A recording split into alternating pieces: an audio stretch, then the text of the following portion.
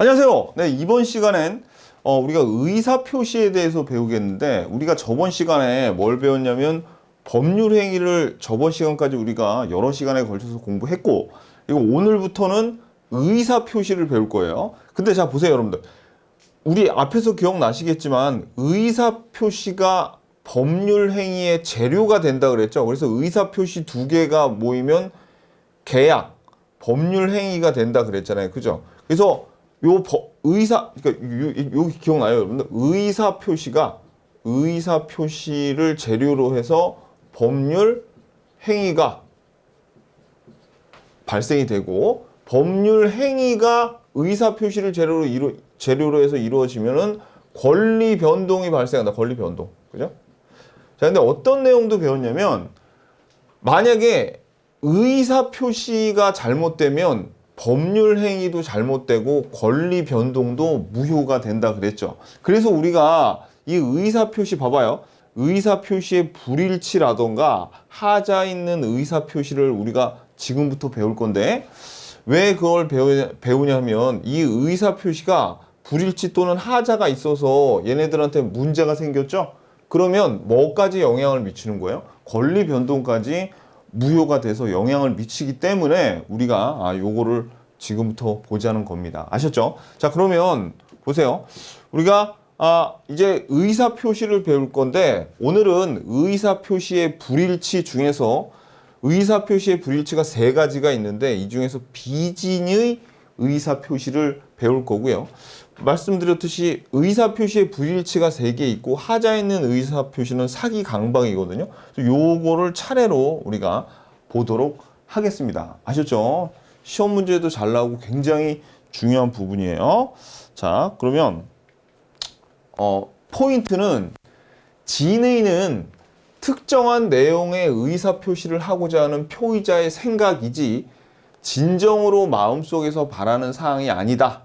이게 여러분들이 지금 보면은 도대체 무슨 뜬구름 잡는 소린가 이런 생각이 들지 모르겠지만 요 표현을 알아두셔야 돼요. 진정으로 마음속에서 바라는 것이 진정으로 마음, 요 말이 딱 뜨면 이건 진의가 아니구나 이렇게 딱 알고 계셔야 돼.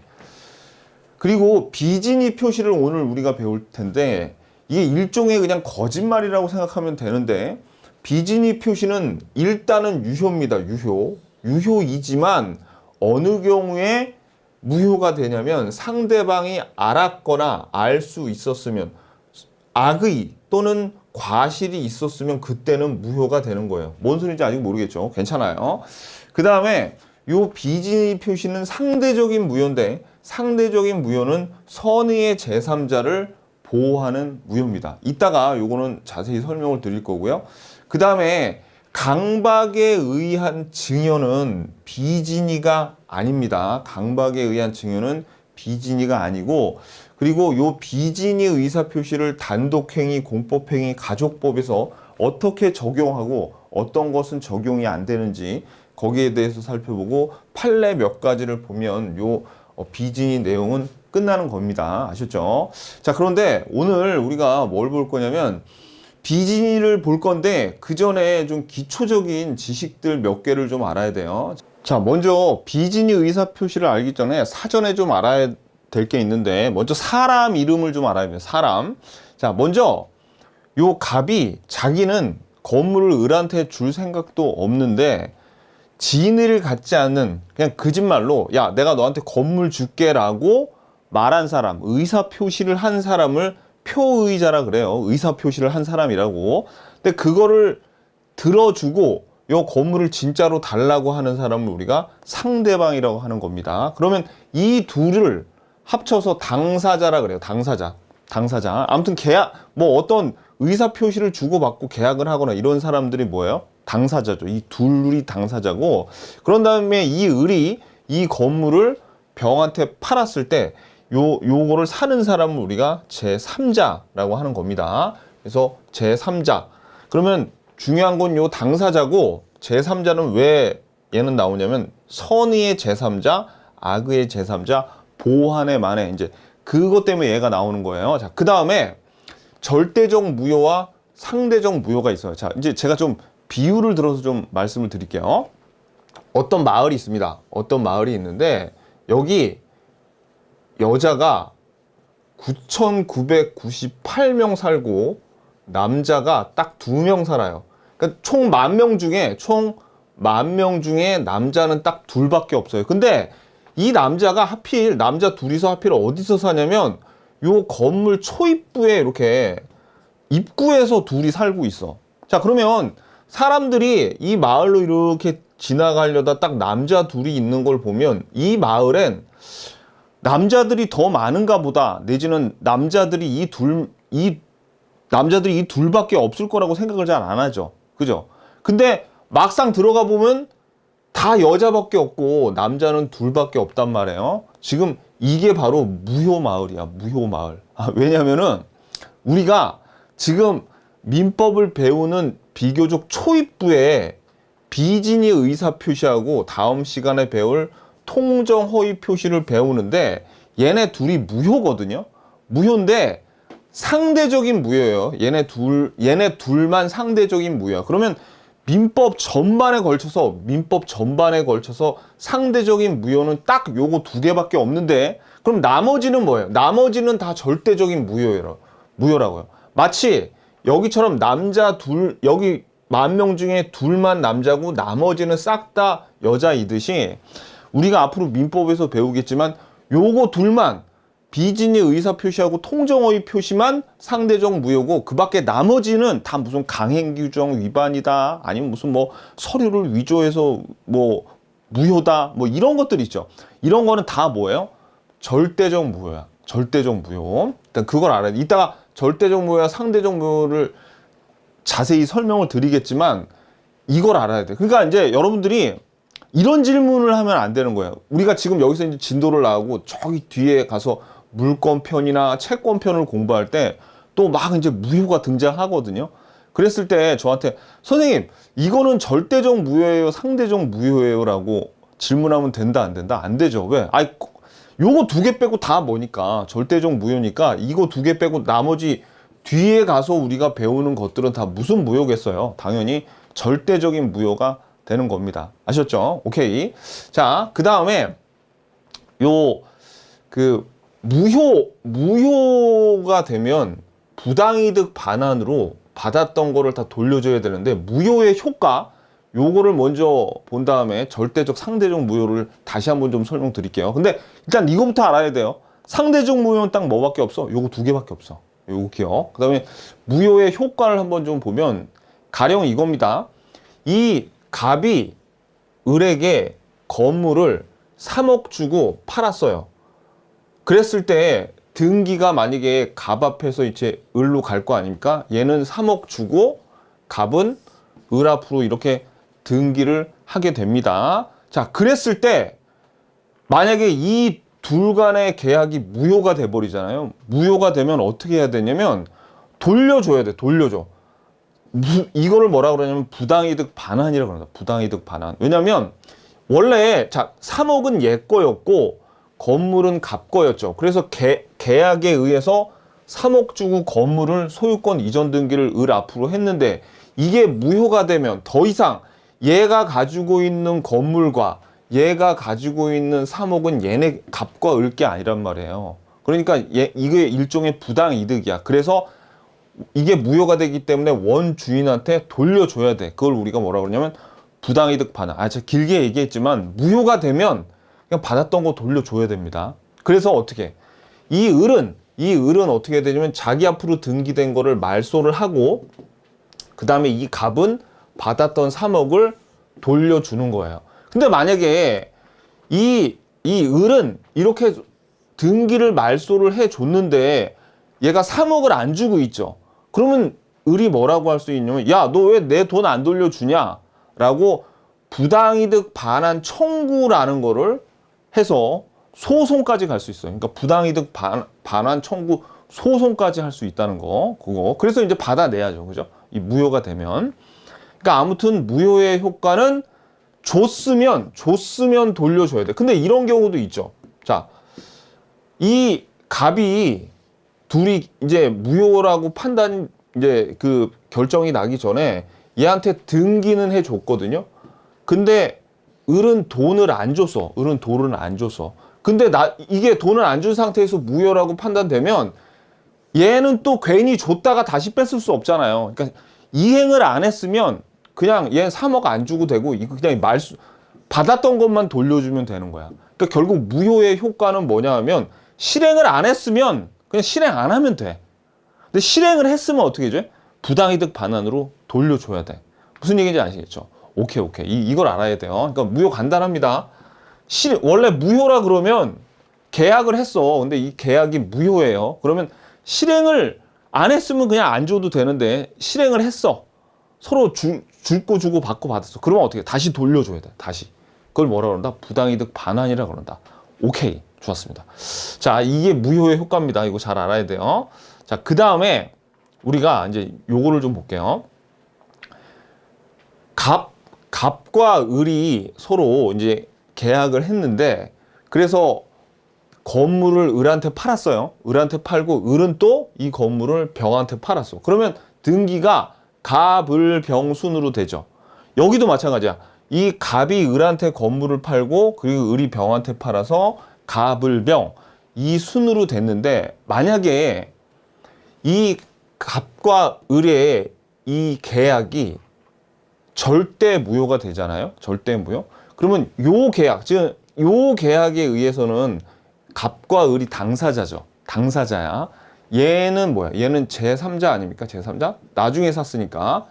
이게 절대 무효가 되면 이 병은 얘네들의 이 거래가 무효인지 알았건 악의건 아니면 요때 이게 무효인지 몰랐건 선이건 간에 이게 무효가 되면 이것까지 무효가 돼. 이 둘 간의 계약도 무효가 돼서 넘었던 등기를 말소해가지고 결국은 누구한테? 이 갑한테 소유권이 돌아갑니다. 물론 받았던 돈은 돌려줘야겠죠. 그죠? 근데 받았던 건물도 말소를 해서 다시 돌려줘야 돼. 왜? 이제 이게 무효가 되면 요것도 무효가 되니까. 무슨 얘기인지 아시겠죠? 그러면 이 제3자는 돈 말고 이 건물의 소유권으로만 따지게 되면 이 절대 무효란 건 선의건 악이건 제3자를 보호하지 못한다 그래요. 보호받지 못해. 왜? 소유권을 뺏기니까. 자, 그런데 이 밑에의 경우에는 이게 이 갑과 을 간의 이 계약이 자, 그러니까 이게 무효가 됐죠? 그러니 상대적인 무효야. 상대적인 무효가 비진이나 통정허위 표시죠. 그래서 요 둘 간의 계약이 비진이 표시나 통정허위 표시에 의한 상대적인 무효가 되잖아요. 그러면 이 병은 제3자인데 얘가 선의인지 아니면 악의인지를 따져봐서 이게 무효인지 아닌지를 따져봐야 돼. 즉 무슨 얘기냐면 보세요. 얘가 이 제3자인 병이 만약에 선의잖아요. 선이면은 이런 비진의 의사표시와 통정허위와 같은 상대적인 무효에서는 요게 무효가 됐다 하더라도 요거는 무효가 안 돼서 얘가 어떻게 되는 거야? 얘가 소유권을 그냥 지킬 수가 있습니다. 근데 만약에 이 병이 얘네 둘이 비진의 의사표시고 통정허위 표시라는 거를 알고 있는 악이었어. 그러면 이게 상대적인 무효도 무효잖아요. 무효가 되면 이것도 무효가 돼서 요 소유권을 지킬 수가 없어요. 그러면 자, 절대적인 무효하고 상대적인 무효의 차이점은 뭐야? 자, 차이점은 뭐냐면 만약에 이 제3자가 둘 다 악이면은 이게 무효가 돼버리죠. 그럼 소유권을 다 뺏겨요. 근데 차이는 뭐냐면 절대적인 무효는 이 제3자가 선이라도 소유권을 뺏겨. 근데 상대적인 무효는 뭐야? 이 제3자가 선이라면 소유권을 뺏기지 않죠. 이런 거를 우리가 상대적인 무효라 그래. 그럼 이걸 다르게 표현하면 이렇게 표현할 수 있겠네요. 절대 무효와 다르게 상대적인 무효는 선의의 제3자는 보호하는 무효. 이 선의의 제3자를 보호한다는 그 의미가 뭡니까? 얘가 소유권을 뺏기지 않는다고. 소유권을 뺏기지 않는다고. 다시 말해서 선의의 제3자와의 거래를 지켜주는 무효가 상대적인 무효입니다. 자, 근데 여러분들이 많이 좀 조심하셔야 되는데 지금 이 선의의 제3자를 지키느냐 마느냐, 이 계약이 절대 무효냐 상대적인 무효를 따지는 기준이 되는 게 이게 아니에요. 여기가 아니에요. 요 갑과 을 간의 거래, 요 거래에서, 요 계약에서 절대적인 무효냐 상대적인 무효냐를 따지고, 이거는 여기 이게 상대적이냐 절대적인 무효에 따라서 나오는 결과에 불과해. 여기 있는 거는. 이게 무효냐 유효냐 되는 거는. 그러니까 따지는 기준이 뭐야? 이거라고, 이거. 그리고 얘가 선인지 악인지 따지는 것도 얘가 요 거래에 대해서 알고 있는지 없는 거에 대해서 따지는 거예요. 그러니까 이 거래가 두 번 일어나기 때문에 여러분들이 절대무효, 상대무효를 막 이게 절대무효인지 상대무효인지 막 이렇게 따지시는 분도 있어. 그거 아니에요. 기준이 되는 건 뭐다?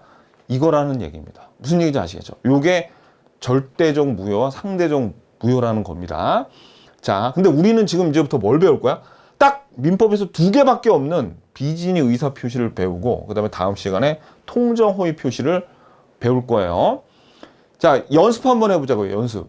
갑이 을에게 이 건물을 팔았어요. 그리고 을이 병한테 이 건물을 팔아서 소유권이 병 앞으로 이렇게 넘어갔다고 칩시다.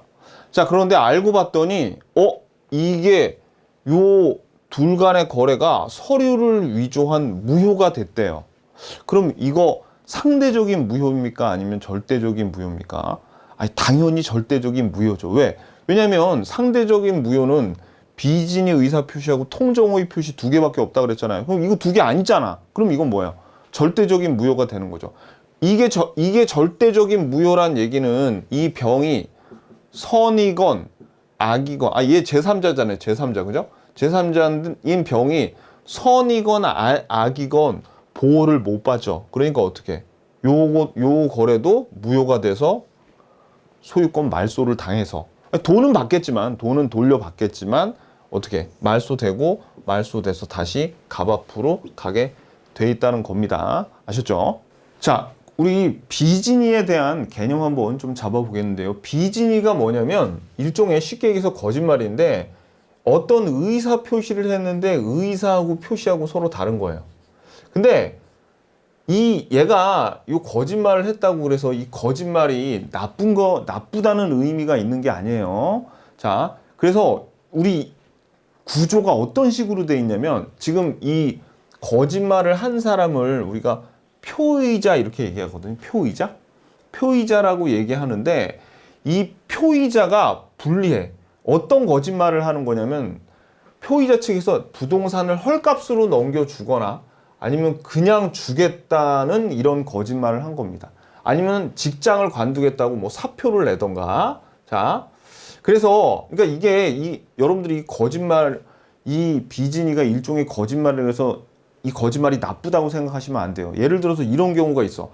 자, 을이 말기 암에 걸려가지고 병원에서 죽어가고 있는데 이 갑이 문병을 갔어요. 근데 얘가 너무 막 이렇게 그 삶에 희망 같은 게 없어 보이니까 갑이, 야, 힘내라 친구야. 암에서 네가 완치가 되면 건물 줄게라고 줄 생각은 없었는데 얘한테 꿈과 희망을 주기 위해서 이렇게 비진이 의사표시 거짓말을 했어요. 이거 나쁘다고 볼 수 없죠. 그죠? 자, 그리고 또 이런 경우도 있어요. 여기 회사가 있고 근로자가 있는데 이 회사에서 이 근로자의 퇴직금 같은 걸 아끼려고, 야, 일단 너 사표 내고 나중에 재입사 시켜줄게라고 해서 얘가 사표를 냈어요. 근로자가. 그러면 이 근로자가 사표를 낸 건 다시 재입사 받을 걸 알고 낸 거니까 얘는 어떻게 해요? 진의가 없었죠. 회사를 관두겠다는 의사가 없었다는 얘기야. 그러니까 봐봐요. 이런 사표를 낸 비진의 의사표시나 친구에게 희망을 주려고 건물을 주겠다고 하는 거, 이것도 일종의 거짓말이지만 나쁜 건 아니란 얘기예요. 나쁘다고 생각하시면 안 돼. 자, 그래서 이제 보세요. 아무튼지 간에 지금 이 비진이, 우리가 배우고 있는 비진이 의사표시에서는 이 표의자, 요 의사표시를 한 쪽에서 뭔가를 주겠다라고 거짓말을 한 거야. 그래서 이게 유효가 되면 얘는 불리하거든요, 표의자. 근데 법에서는 이렇게 만약에 비진이 의사 표시를 했죠. 그럼 일단은 뭐로 받아들여지냐면 유효라고 받아들여줘야 돼. 유효. 그러면 만약에 을이 진짜로 완쾌가 됐죠. 그러면 표의자한테 야, 너 나한테 준다 그랬다며 이거 줘. 라고 해서 이걸 줘야 돼요. 유효라면은. 그러면 왜 먼저 이걸 유효라고 받아들여지냐면 얘는 진위가 없는 비진위 의사 표시를 했지만 상대방이 이걸 진위로 받아들였기 때문에 법에서는 이거를 먼저 유효로 쳐주고, 그래서 이게 이제 유효가 되면은 얘가 거물을 넘겨줘야 되잖아요. 근데 법에서 일단 유효라 그랬죠. 그러면 이 표의자는 유효인 게 좋아, 아니면 무효인 게 좋아? 그러니까 요 거물을 주겠다는 이 의사 표시가 무효인 게 좋겠죠. 그러니까 표의자는 이제부터 어떻게 해야 돼? 괜히 이런 말 해가지고 무효가 돼야지 표의자가 거물을 안 줘도 되니까 무효를 주장하는 거예요. 그러면 비진이 의사 표시에서는 무효가 됐다 그러면 누가 좋은 거야? 그렇지, 표의자가 좋은 거야. 표의자가 비진이 표시를 한 사람이 좋은 거예요. 그러면 이게 무효가 되려면 어떻게 해야 되냐면 좀 이따 뒤에 나오는 거지만 상대방이 이게 진의로 받아들여졌기 때문에 이게 유효가 된 거 아닙니까? 그러니까 상대방이 진의가 아니었다는 것을 알았다는 것을 증명하기만 하면 되는 거야. 그러면 결국은 뭐가 돼야지 좋은 거야? 그렇죠. 비진의로 내가 한 게 비진인데 이거를 진의로 받아들이면 안 되는 거죠.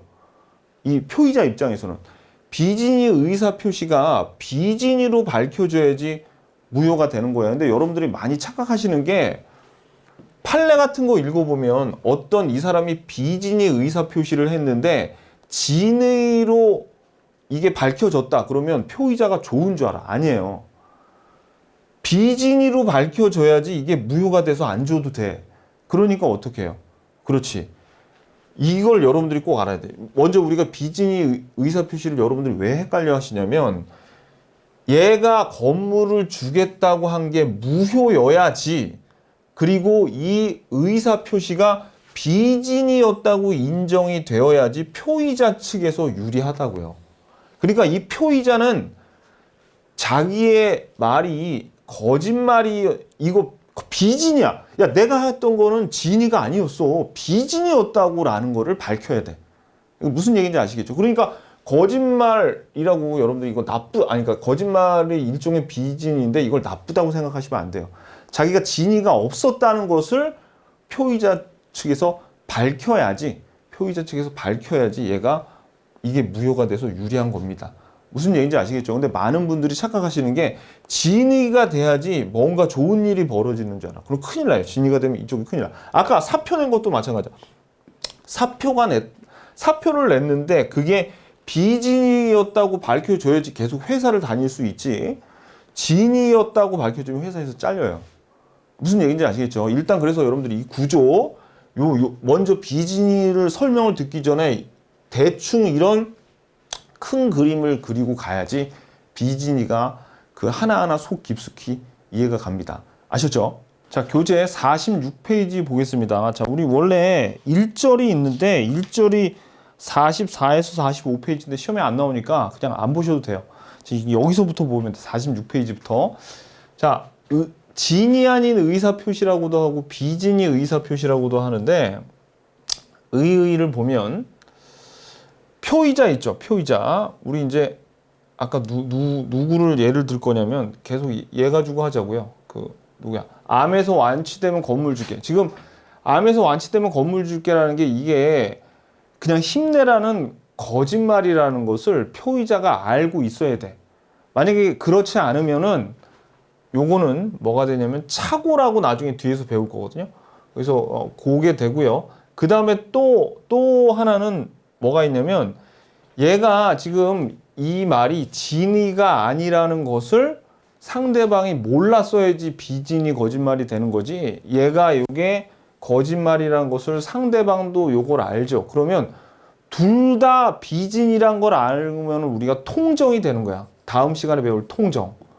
근데 하나만 알면은 통정 호의 표시가 되는 건데 이 표의자는 알고 얘는 몰랐을 때 비진이가 되는 겁니다. 요 정도 그냥 알아두세요. 자, 그래서 의사와 표시가 일치하지 않는다는 것을 표의자 스스로 알면서 거짓말이라고 알면서 하는 의사 표시. 그러니까 이게 제가 지금 거짓말이라고 표시했는데 요 비진이는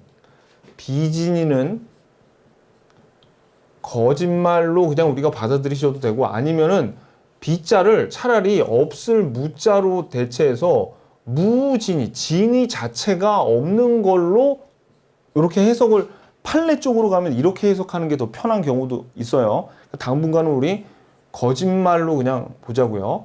그래서 표시행위와 표의자의 진위가 다른 의미로 이해된다는 거를 표의자 스스로가 이게 비진이란 걸 스스로 얘기하면서 알고 있어야 돼. 자기 스스로. 자, 그리고 진이 아닌 의사 표시는 표의자가 단독으로, 그러니까 표의자 혼자 알고 있어야지 상대방이 알고 있으면 나중에 뒤에서 배울 통정호의 표시가 되는 거야. 둘 다 비진이라고 알고 있으면. 그러니까 표의자 한 명만 알고 있어야 돼. 자, 그리고 쌍괄호 3번에 그러니까 이 쌍괄호 3번을 요거 별표. 요 말이 좀 어려운데 비진이 의사 표시에 있어서 진의의 정의가 뭐냐면 여기 밑줄 그으세요. 특정한 내용의 의사 표시를 하고자 하는 표의자의 생각. 요게 진의예요. 요게 진의. 요게 진의고 표의자가 표의자가 진정으로 마음속에서 이 말 나오면 틀려. 표의자가 진정으로 마음속에서 바라는 사항. 진정으로 마음속에 바라는 사항. 요건 밑에 진의가 아니라는 겁니다. 요 위에 건 진의. 그러니까 근데 여러분들이 이거 읽어봐도 도대체 이거랑 어떻게 다른지를 몰라. 다시 한번 읽어볼게요. 특정한 내용의 의사 표시를 하고자 하는 표의자의 생각은 진의인데 표의자가 진정으로 마음속에서 바라는 사항은 진의가 아니래요. 자, 이거는 무슨 의미냐면 자, 위에다가 여러분들이 요거 뭐라고 적냐면 요거는 I will이라고 적어요. 요걸 I will do. 요 밑에 진정으로 마음속에서 바라는 거는 I want to.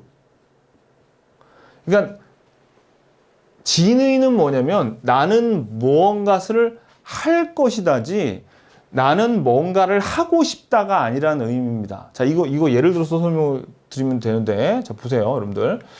자, 예를 들어서 이 갑이 건물을 15억에 팔고 싶어. 15억에 팔고는 싶어. 그래서 을하고 흥정을 맺었는데 이 을이 보통 내기가 아니에요. 그래가지고 막 서로 흥정하다가 지쳐가지고 알았어. 내가 그냥 10억에 팔게라고 표시를 했죠. 그러면 이 사람이 지금 10억에 판다고 한 거는 정말 10억에 팔고 싶은 거예요? 그게 아니죠. 그러니까 이게 뭐냐면은 나는 진정으로 마음속에서 바라는 것은 15억에 팔고 싶은 게 내가 진정으로 마음에 바라지만 결국은 10억에 팔게라고 이 사람한테 이제 의사 표시를 했죠. 이건 뭐예요? 특정한 내용의 의사 표시를 하려고 I will이란 말이야. I will. 야, 내가 10억에 팔게. I will do. 요게 의사 표시지. 진정으로 마음속에 나는 15억에 팔고 싶어. I like. 너는 I want to가 아니란 얘기예요. 무슨 의미인지 아시겠죠? 요거 하고 싶은 게 아니라 뭔가 해야 되는 거라고. 요거 의미 아시겠죠? 자, 그럼 이게 어디에 나오냐면 우리 뒤에서 나올 텐데 요거 나온 김에 미리 할게요. 이 강박에도 이게 필요한데 우리나라 예전에 독재자들이 있었죠. 독재자가 있었는데 이 독재자 놈이 기업인한테 강박이 협박이에요. 협박을 해가지고 야, 네 기업 나한테 다 줘. 네가 갖고 있는 돈이랑 싹 다 나한테 줘. 안 그러면 네 가족들이랑 너 다 없애버린다라고 협박을 한 거예요. 그러면 이 기업인은 안 주고 싶겠지. 안 주고 싶은 게 진정으로 마음속에 바라는 사항이지만 가족들이 죽을까봐 줄게라고 증여 의사를 표시했어요. 그러면 줄게라고 의사를 표시하면 이게 특정한 내용의 의사 표시를 하고자 하는 생각인 요게 진이라는 얘기예요. 요게 진의. 그러니까 요게 뭐예요? 요게 I will이지. 줄게라고 얘기한 게 I will. 아, 알았어. 내가 줄게. I will do. 그 다음에 요거는 뭐예요? 안 주고 싶은 게 I want죠. 그러니까 요거 진정으로 마음속으로 바라는 게 아니라 줄게라고 얘기한 거 요거는 뭐라는 거예요? 그래서 이게 진의란 말이에요. 진의. 자, 요거. 그러면 결국 이 강박에 의한 증여 의사 표시는 비진이다. 이런 맞아 틀려. 틀리다고. 왜? 강박에 의해서도 이렇게 표현을 했더라도 I will이라고 이렇게 표현을 했으니까 강박에 의한 것은 진의지 비진의가 아니란 얘기예요. 그럼 일단 나중에 뒤에 나오겠지만 결국 이게 진이라는 얘기는 얘는 요게 무효를 주장할 수 없다는 얘기입니다. 기업인은. 아무튼 간에 여러분들은 이것만 알면 돼. 강박에 의한 거는 강박에 의한 증여 의사는 진의지 비진의가 아니라는 거. 오케이. I will이 진이라고 그랬어요. 자, 그래서 다시 읽어보자고 이제. 자, 비진의 의사 표시에서 진이란 자, 봐봐요. 특정한 내용의 의사 표시를 하고자 하는 표의자의 생각. 그죠? 요게 진이야. 근데 표의자가 진정으로 마음속에서 바라는 이런 말 나오면 아니라고. 사항을 뜻하는 것 요건 진의가 아니다. 오케이. 자, 그래서 진이 아닌 의사 표시는 진의가 결여된 의사 표시 또는 진의를 갖지 않은 의사 표시다. 즉 이건 무슨 말이냐면 제가 사실은 거짓말이라고 여러분들한테 쉽게 표현을 했지만 거짓말보다는 비진의는 아까 말씀드렸듯이 뭐하고 가깝냐면 진의 자체가 없는 거.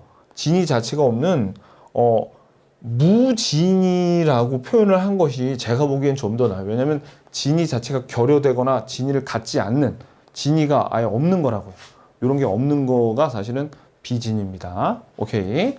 근데 별로 안 중요해. 지금 우리가 읽은 거는 읽어봤자 굉장히 뭔가 좀 추상적인데 3번이 별표. 요거는 시험에 나와요. 요건 알고 계셔야 돼. 그래서 마음속으로 진정으로 바라는 요런 게 아니라는 거. 자, 요거를 얘기해야 돼요. 오케이. 의사 표시를 말하고자 하는 나 10억에 팔게. 아니, 줄게라고 자기의 생각을 얘기하는 거라고. 생각을 그냥 얘기하는 거예요. 하고 싶은 건 아니다. I like, I want가 아니다. 라는 겁니다. 오케이, 됐어요. 자, 이 2번의 요건도 뭐 그렇게 중요하지 않은데 그냥 한번 읽어볼게요. 일단 요건은 의사 표시는 존재해야 돼요. 존재해야 되고 그 다음에 진의와 효과는 불일치. 내심의 효과의사가 표시상의 효과에서 객관적으로 부합하지 않는. 이것도 별로 중요하지 않아. 요건 중요하죠. 그냥 요건이 이런 게 있구나라고 넘기시면 돼. 그 다음에 넘겨요. 47페이지. 자, 표의자의 인식. 표의자가 스스로 요거는 알고 계셔야지. 스스로 요게 의사하고 표시하고 일치하지 않는 것을 알고 있어야 돼. 만약에 그 불일치를 모르면 뭐가 된다 그랬어요? 착오의 문제가 되는 거예요. 착오. 자기가 착오로 잘못 얘기하는 거하고 진짜로 거짓말을 하려고 하는 거는 다르다는 얘기예요. 요거 지금 우리 여러분 또 이거 딸딸 외우는 거 아니에요. 다음 중 비진의의 요건은 1번 의사표시의 존재, 2번 진의 효과 불일치. 이런 거 안 나온다고. 그러니까 외울 필요 없다고. 그냥 뜻만 이해하면 되는데 1번, 2번은 별로 중요하지도 않아. 3번이 그나마 좀 중요하고 4번은 중요합니다. 4번. 자, 요 4번은 요건 아셔야 됩니다. 여기 밑줄 그세요. 자, 표의자의 동기나 이유는 불문하다. 즉, 얘가 좋은 마음을 가지고 거짓말을 했건 간에, 그 다음에 나쁜 마음으로, 이 거짓말을 했건 간에 이거는 다 그 비진의 표시에 대한 범주에 속하는 거예요. 그러니까 죽어가는 사람을 진정시키기 위한 마음으로, 좋은 마음으로 했거나, 상대방을 기망하기 위해서는 이거 나쁜 마음으로 했거나 비진의 의사 표시가 된다. 이거 좋은 마음으로 하는 거 뭐라 그랬어요? 우리 얘를 아까 봤죠. 아까 암 완치되면 건물 줄게. 얘한테 좋은 마음 가지고 이런 얘기 하더라도 이거는 비진의에 해당돼서 상대방이 믿어버리면 이게 유효가 된다는 얘기예요. 무슨 얘기인지 아시겠죠? 자, 오케이. 그러니까 요 의도가 좋건 나쁘건 간에 다 비진의에 해당이 된다. 라는 겁니다. 자, 이제 여기 3번 효과부터가 정말 중요한데 볼게요. 효과는 자, 별표, 유효야, 유효. 의사 표시를 하면은 얘가 일단 그 비진의 의사 표시를 했죠. 표의자가. 그러면 표시된 대로 효력이 그냥 일단 발생을 하는 거야. 예를 들어서 임대인이 임대료 인상을 요구하기 위해 임대차 해지 통고를 한 경우 해지 효력은 정상적으로 발생. 자, 이건 무슨 얘기냐면 이거예요. 지금 이 임대인하고 임차인하고 있었어요. 근데 계약이 이제 거의 만기가 됐어. 이거 만기일이 다가왔어요. 그런데 이 임대인이 임차인한테 임대료를 올려달라고 했는데 얘가 싫다고 한 거야. 그래가지고 임대인이 야, 너 저기 5% 임대료 올려라고 하면서 안 그러면 방 빼라고 얘기한 거야. 근데 얘는 사실 그러니까 방 빼라고 한 게 이 해지 통고를 한 거죠. 이 해지 통고를 한 거는 막 둘이 임대료 갖고 옥신각신 하다가 그냥 화가 나가지고 임대료 올려줘 라는 게 사실은 속마음이었는데 해지해 방 빼라고 그냥 얘기를 했어요. 그러면 방 빼라는 얘기가 아니라 얘 진의는 뭐였는데 임대료 좀 올려줘라고 했는데 의사표시가 어떻게 된 거예요? 방 빼로 된 거죠. 그럼 이게 방 빼라는 게 비진의 의사표시인데 이게 어떻게 돼요? 유효라고 유효. 임차인이 그래? 알았어. 나 방 뺄게 라고 그 말을 그대로 믿어버리잖아요. 그럼 어떻게 되는 거야? 효력은 정상적으로 발생해서 얘가 방 빼더라도 임대인은 어쩔 수 없다는 얘기입니다. 해지가 되는 거야. 아셨죠? 오케이. 좋았어요. 자, 그러면 원래는 이제 원칙이 유효예요. 유효. 그런데 예외가 있더라. 이거 예외. 예외는 뭐냐면 상대방 입장에서 이거를 들었을 때 그러니까 쉽게 얘기하면 상대방 아까 우리 요 경우에서 이 죽어가는 친구들이 갑이 이 얘기하는 걸 철석같이 믿고 있어. 그러면 이게 유효가 되는데 요 을이 얘가 이런 말을 한 게 얘가 나한테 희망을 주려고 이렇게 뻥치는구나 라는 거를 알고 있죠. 그러면 무효가 되는 거예요. 자, 한번 읽어볼게요. 자, 47페이지 이거 너무너무 중요한데 이거 별표 1번 별표 이거 너무너무 중요해. 자, 상대방이 표의자의 진이 아님을 밑줄 알았거나 알 수 있었을 경우 그러면 악이 과실 동그라미 치고 알았거나 알 수 있었을 경우 여기다 뭐라고 쓰냐면은 영어로 오어라고 했어요. 알았거나니까 이때 비진의 표시를 무효로 하는 거예요. 그러면 아까 위에 원칙적으로 유효가 되려면 악의 또는 과실의 반대가 오어의 반대가 and죠. 악의의 반대는 선이고 과실의 반대는 무과실이니까 선의와 무과실인 경우에 유효가 되는 거야. 그럼 시험에는 맨날 나오는 게 어디가 포인트냐면 요놈. 그리고 요거 상대방의 표의자의 진이 아님을 알았고 알 수 있었을 경우라고 하면 틀려요. 알았거나로 해야지. 그래야지 오어가 되는 거지. 여기도 마찬가지야.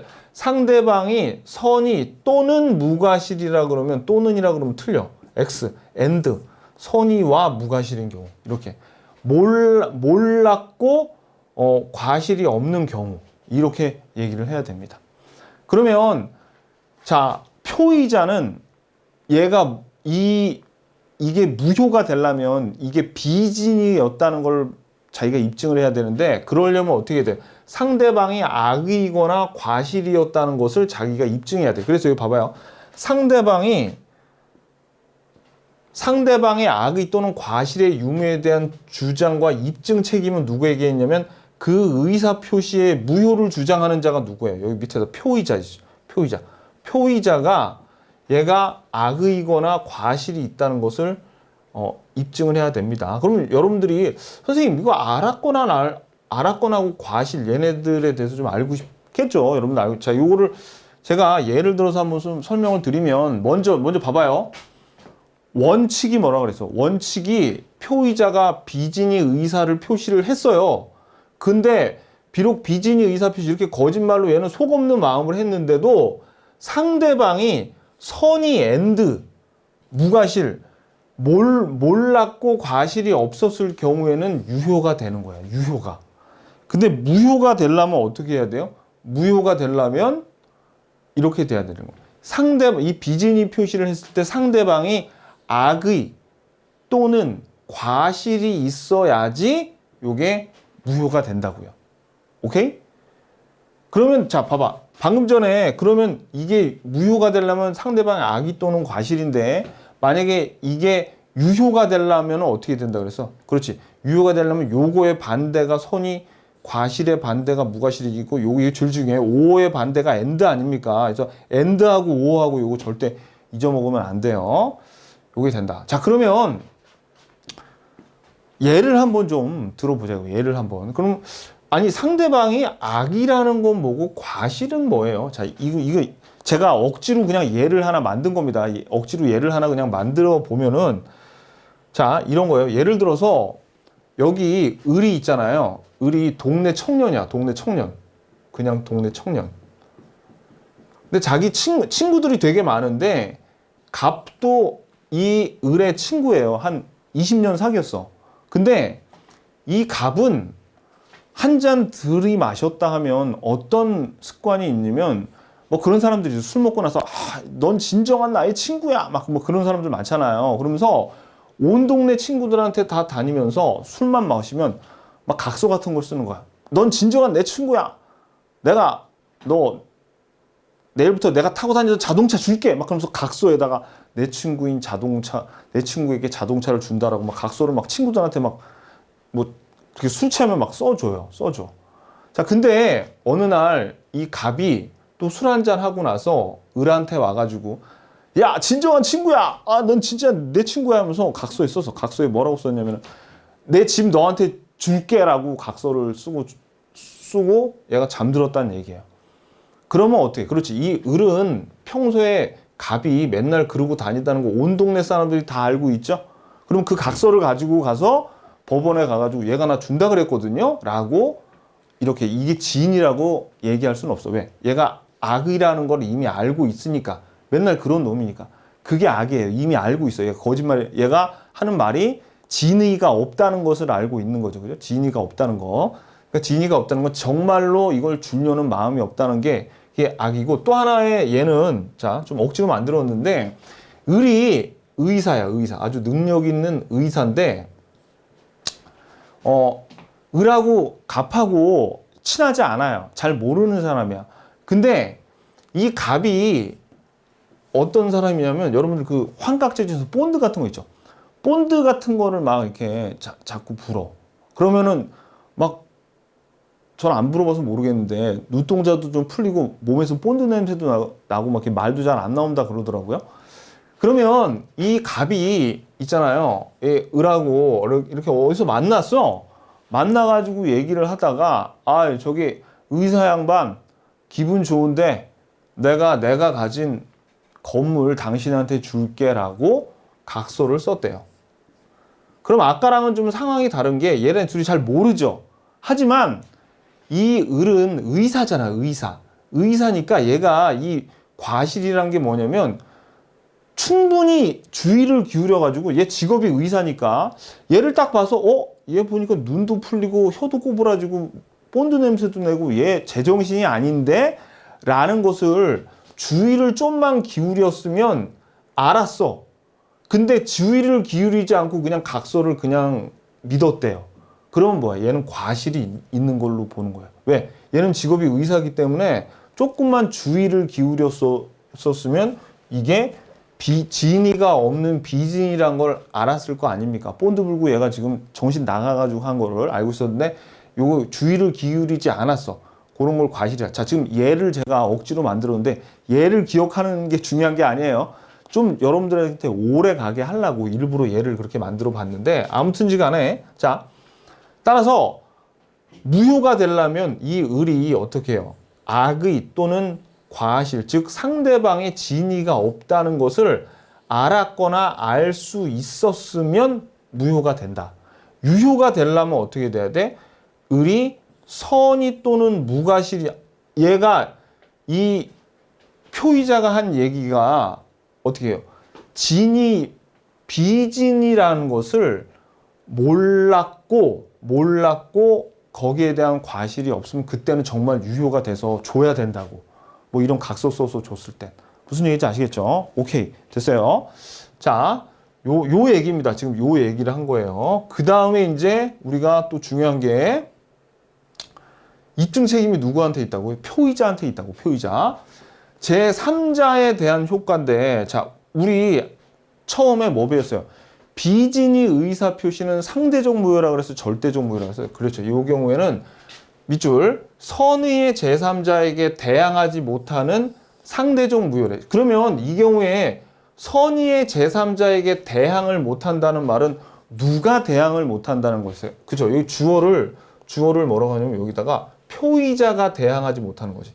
표의자가 대항하지 못해. 그 말은 무슨 얘기냐? 자, 보세요. 지금 여기 갑이 을한테 비진의 의사 표시를 했죠.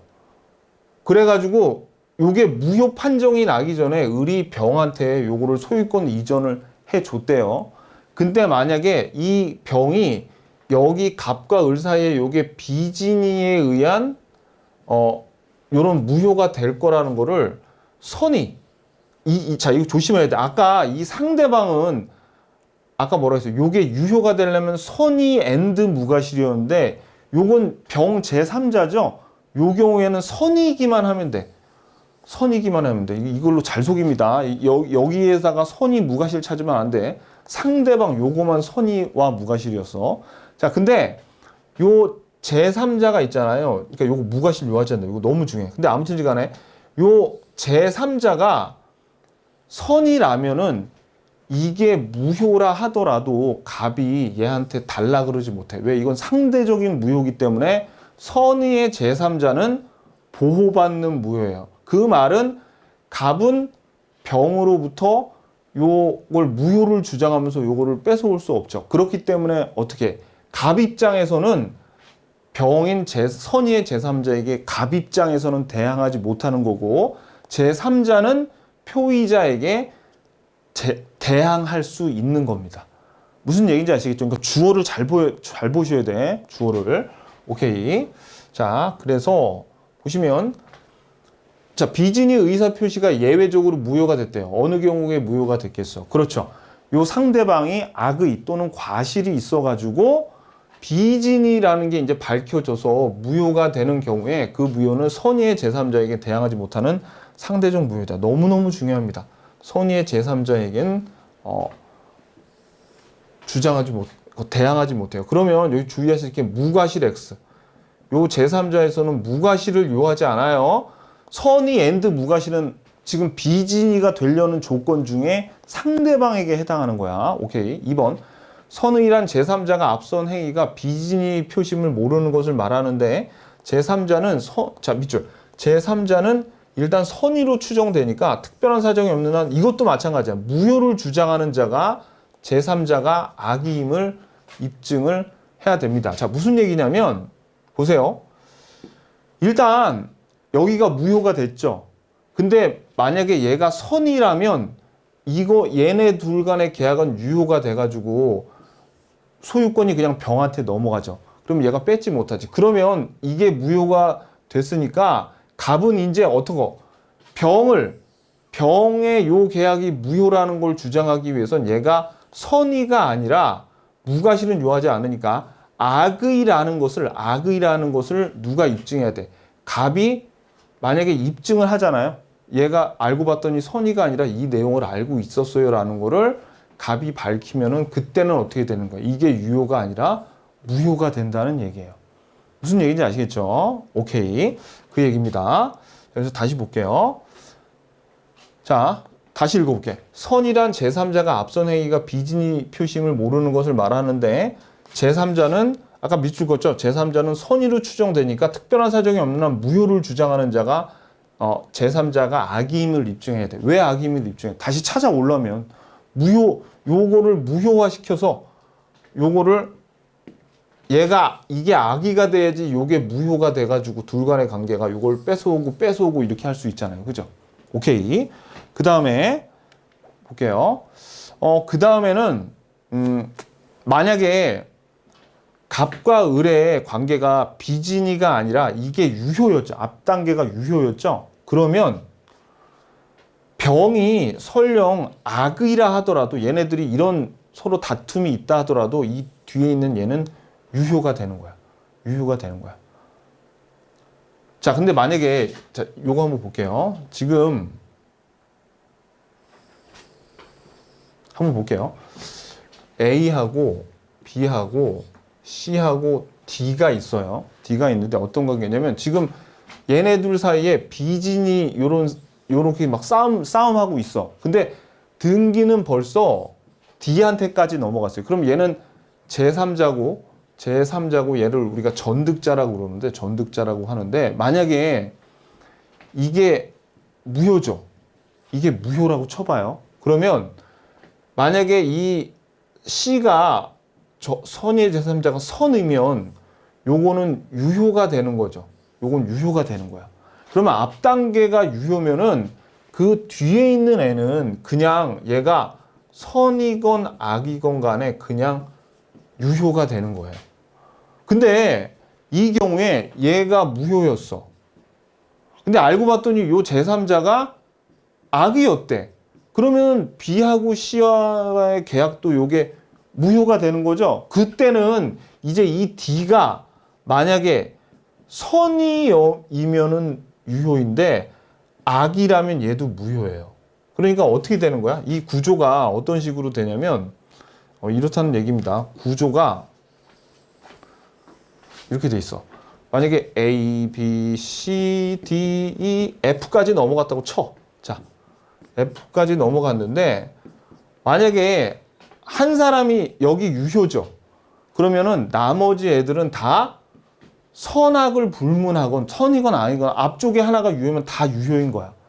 근데 만약에 봐봐요.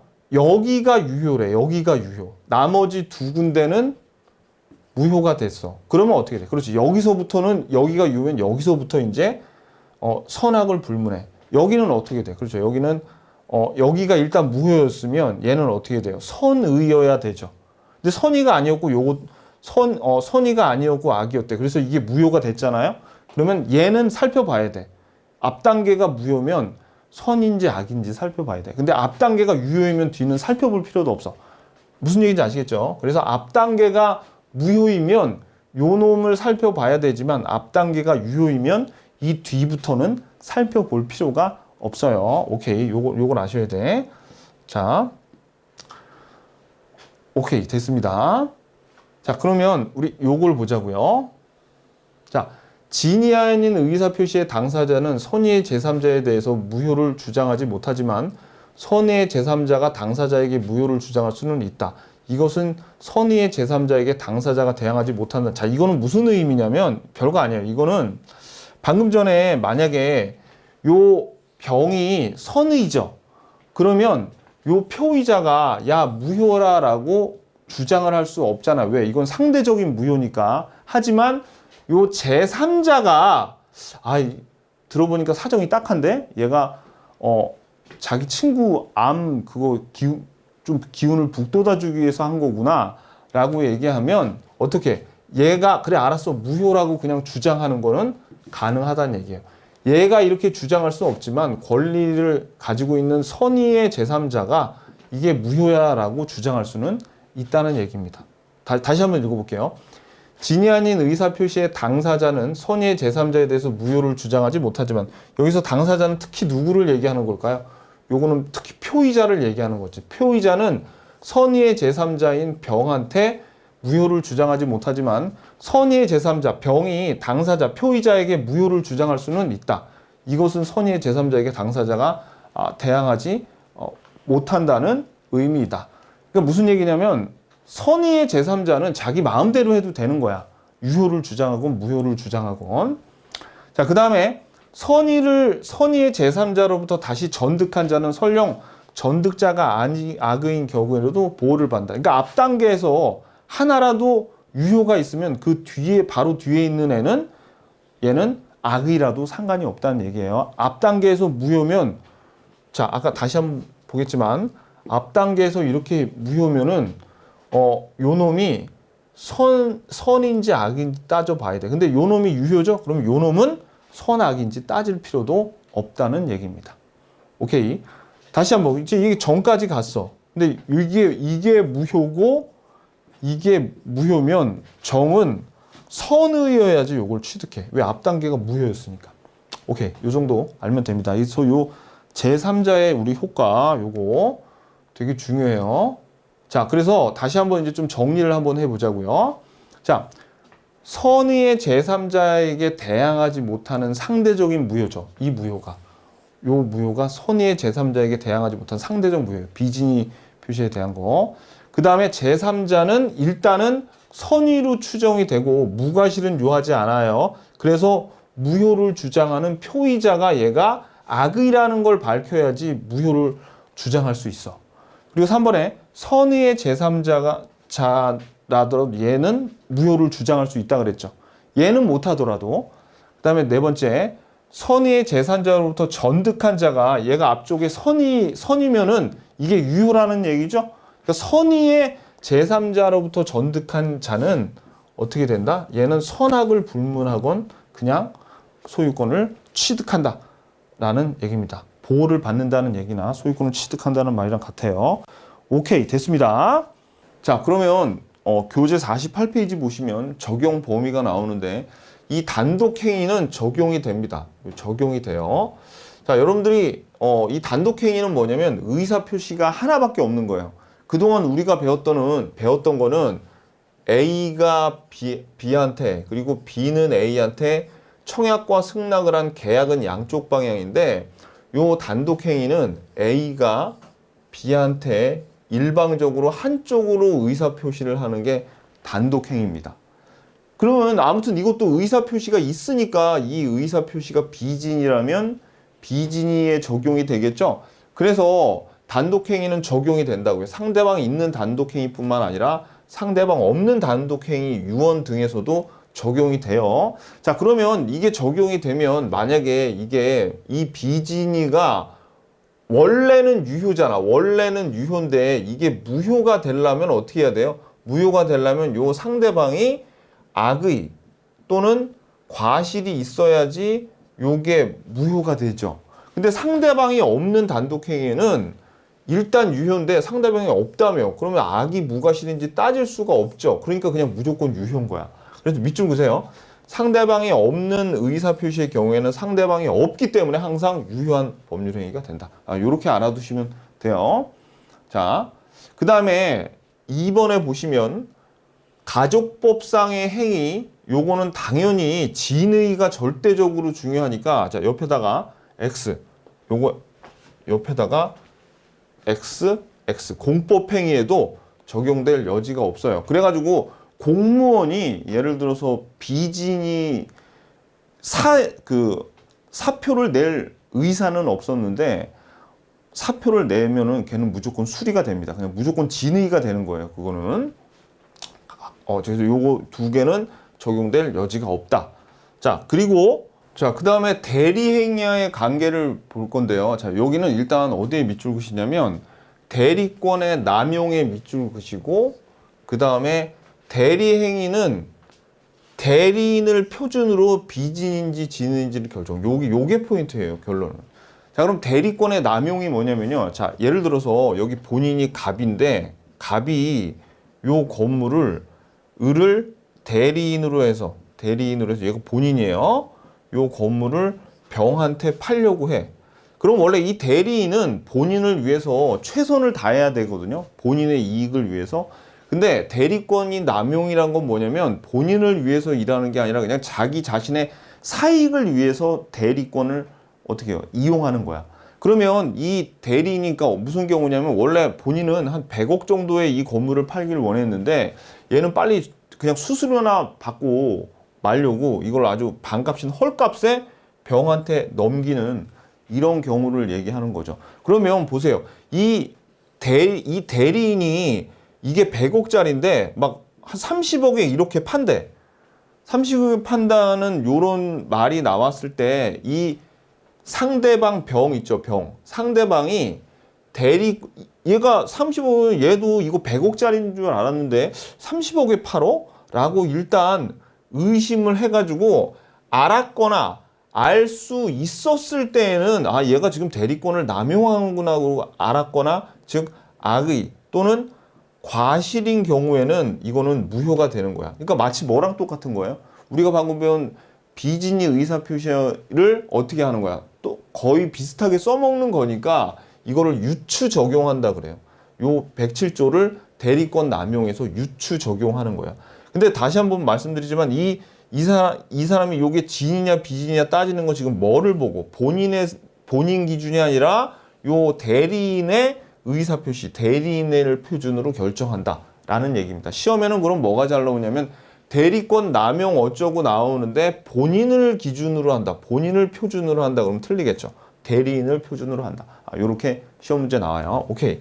자, 그 다음에 우리 5번의 관련 판례 보시면 자, 요거는 우리가 그동안은 비진이 의사표시가 의사와 표시하고 다른 거짓말 정도로 생각하는 게 있었는데 비진이 의사표시는 의사와 표시가 다른 거 외에 또 어떤 의미도 포함하고 있냐면 진의 자체가 없는 거, 진의가 없어.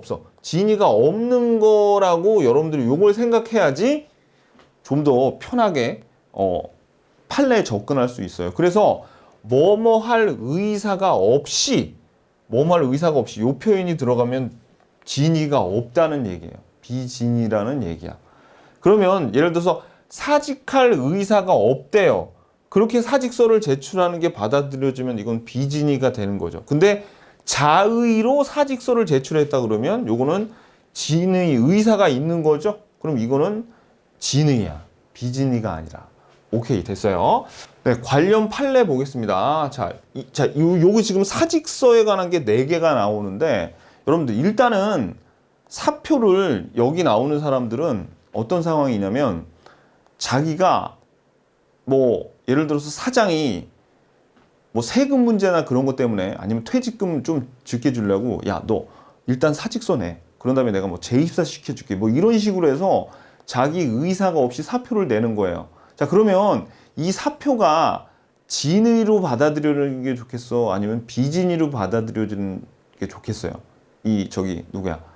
근로자 입장에서. 그러니까 이런 거죠. 이 A가 근로자인데 사표를 냈죠? 사표라는 의사 표시를 한 거야. 그러면 이 근로자가 표의자 아닙니까? 표의자. 그래서 이 회사에 사표를 냈는데 결국 이 사표가 진의인 경우가 있고 비진의인 경우가 있는데 비진이라고 해야지 이 근로자는 계속 일을 할 수 있는 거죠. 사표에 진심이 담겨 있는 진의로 만약에 법원에서 인정을 하면 얘는 나가야 돼요. 자, 근데 봐봐요. 쌍괄호 1번에 자의 동그라미. 자의로 사직서를 제출한 경우에는 비진의 의사표시, 비진의가 아니죠. 그러니까 나가야지. 사표의 진이니까. 자, 그럼 쌍괄호 2번.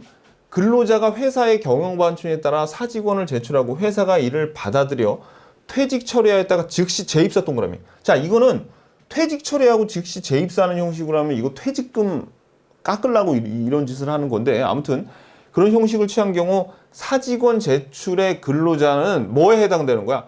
비진의 의사표시에 해당되죠. 그러니까 얘 계속 회사 다닐 수 있다고. 근데 확실하게 근데 하지만 비진의 표시가 일단은 유효 아닙니까?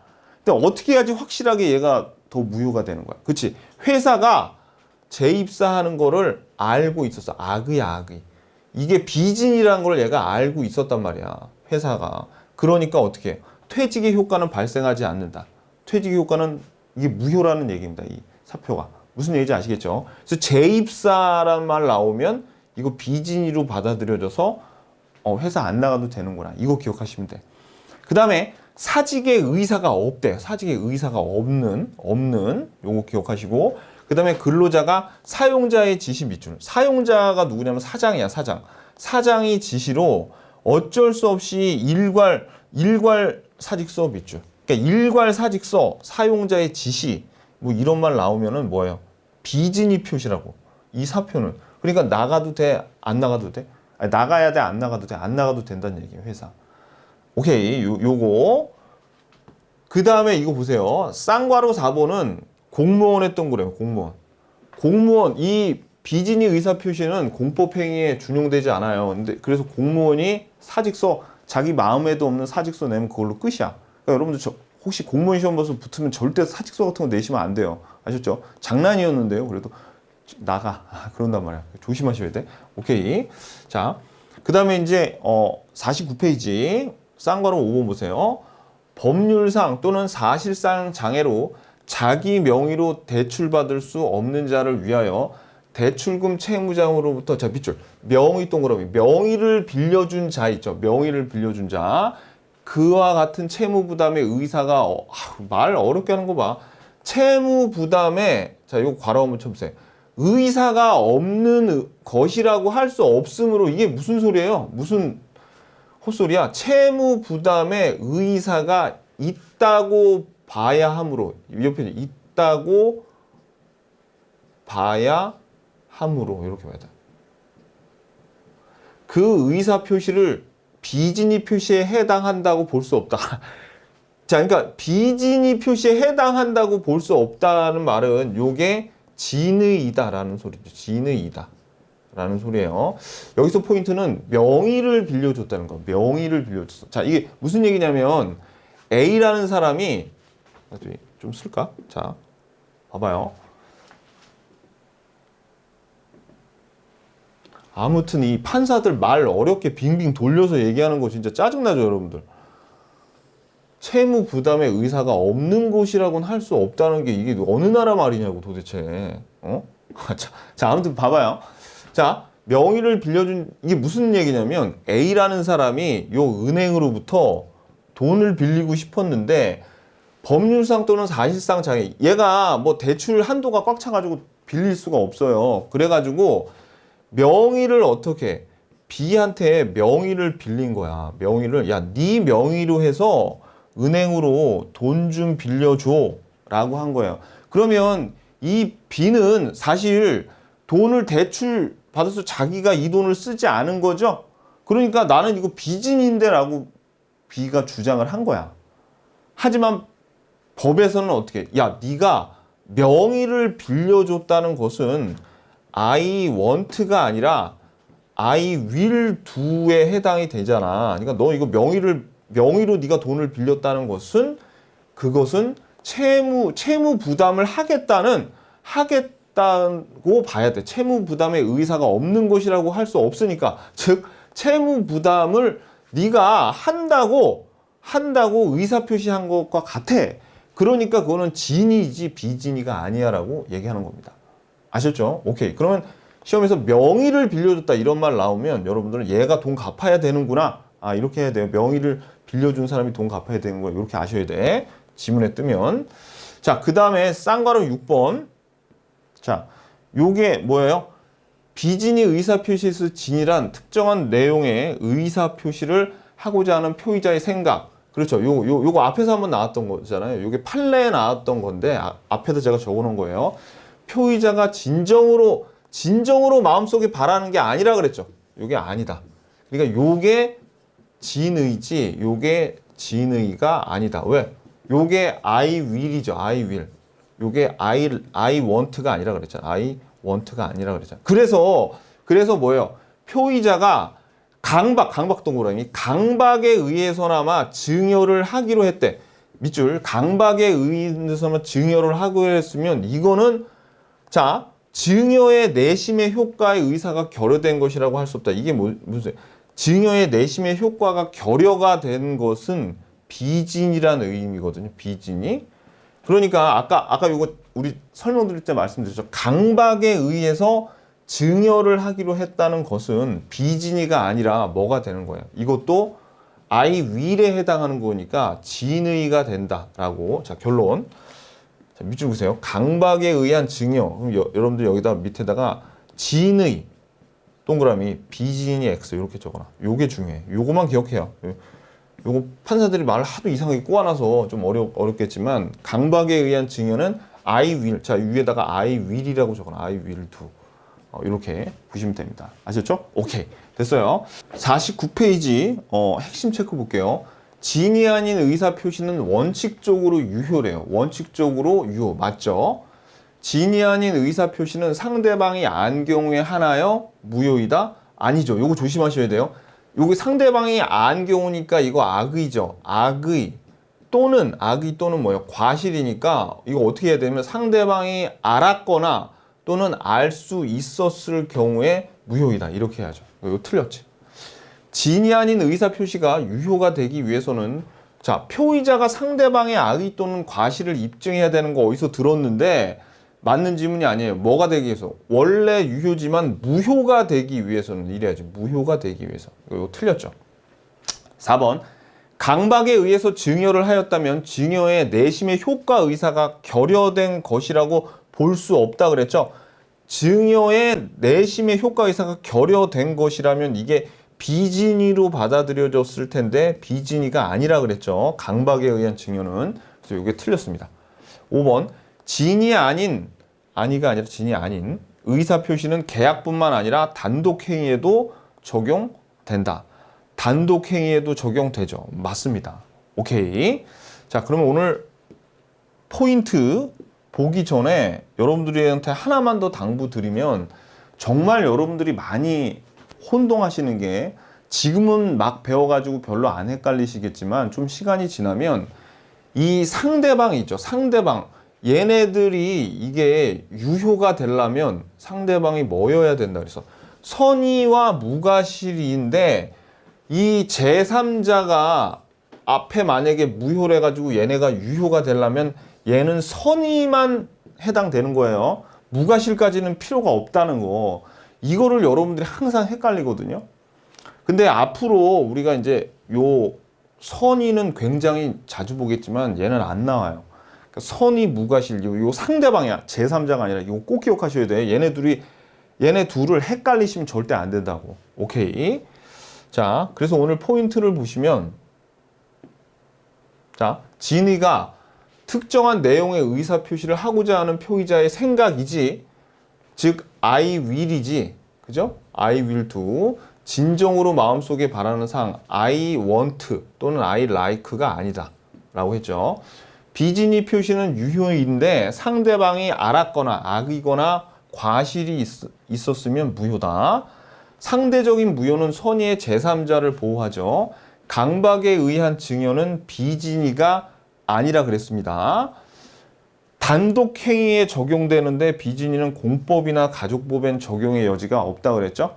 그리고 판례 우리 그 사직서에 관련된 거 뭐 그런 것들 오늘 살펴봤습니다. 자, 그럼 좀 쉬었다가 우리 문제풀이 가도록 하겠습니다.